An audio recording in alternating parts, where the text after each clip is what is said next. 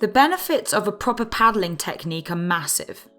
Paddling better translates into faster positioning in the water and an increased wave count on an average session. Moving through water is quite different than moving through air, as water is 800 times denser than air. If you want to understand how to paddle more efficiently on a surfboard, the two main concepts to understand are drag and propulsion. To learn how to paddle to your full potential, check the link in the description below for our full paddling course. In addition to diving deeper into the techniques of this video, we will cover subjects such as kicking, sprinting, surf equipment and practice drills. The first thing surfers can do to limit drag whilst paddling on their surfboard is to find the sweet spot. The sweet spot is the common concept used to describe the surfer that lays down on the surfboard at precisely the right spot, both vertically and horizontally. The goal is to have your body and board to move in the water with as little resistance as possible. First, let's see how to find your sweet spot with the correct vertical body position. To do so, you need to slide your chest up or down the surfboard until you notice that your nose just barely coming out of the water by no more than 5 centimeters. In this position, your surfboard is laying flat on the water, gliding with as little resistance as possible. You can imagine a football under your chin. When finding your sweet spot, you need to keep your head up. Surfers need to paddle with their head up in order to see what's happening in front of them. If, for example, your board's nose is barely coming out of the water, but your chin is touching the surfboard, you're not in the sweet spot. Your head weighs about 20 kilograms.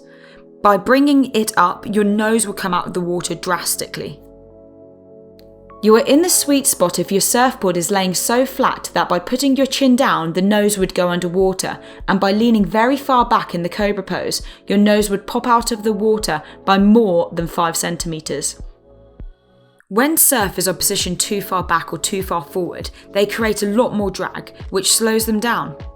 Here the surfer is positioned way too far back on his board, causing loads of resistance. He is paddling at a fraction of his potential. Here the surfer is creating drag again, but this time by being too far forward on the board.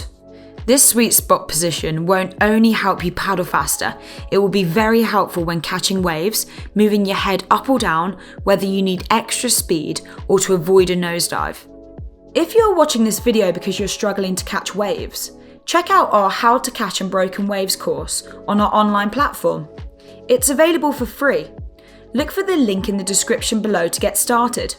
In addition to having the proper vertical position on the surfboard, you will need to be centered horizontally. Lift both of your hands out of the water. If you sink on either side, you're not centered on the board and you need to readjust your body. Imagine a straight line going down your surfboard, separating it in half. This line should run perfectly down the center of your body. A common mistake from beginners is to compensate an uncentered position by trying to stabilize their board with their legs. This will slow you down as your legs will sink in the water and create drag. Now to the second part, propulsion. Surfers can increase their propulsion with an efficient paddle technique. To describe a proper paddle motion, we will divide it into 4 phases: the catch, the pull, the recovery, and the hand entry. These techniques have been taken from competitive swimming. They are divided into phases only to help clarify techniques. Keep in mind that paddling is done in a fluid motion. You shouldn't pause between the phases. The first 2 phases, the catch and the pull, are propulsive phases that have a massive impact on your speed. The catch phase starts after you've penetrated your hand underwater and extended your arm.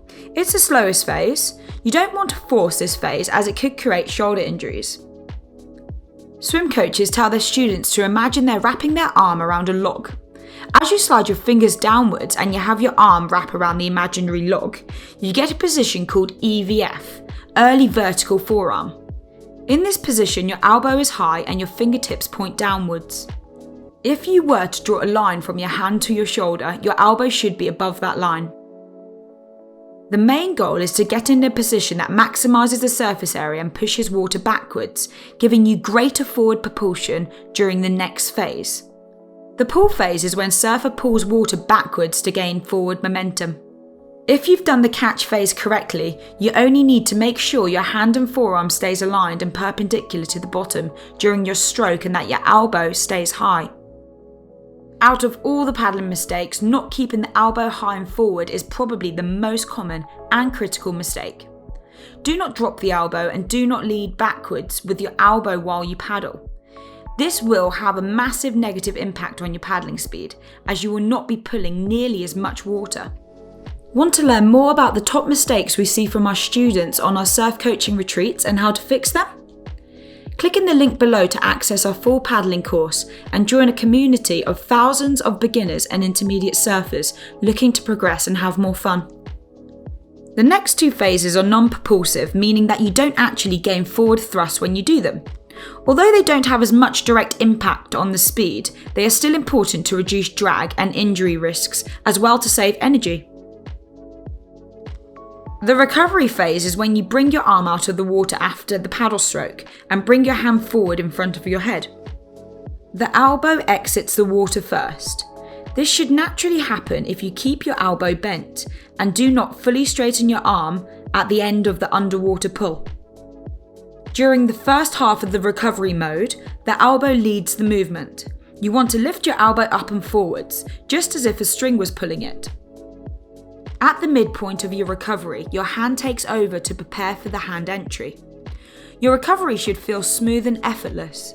You should only start leading with the hand once you've got to the midpoint of your recovery, when your hand is at the level of your shoulder. Lastly, let's see how to penetrate your hand underwater after your recovery.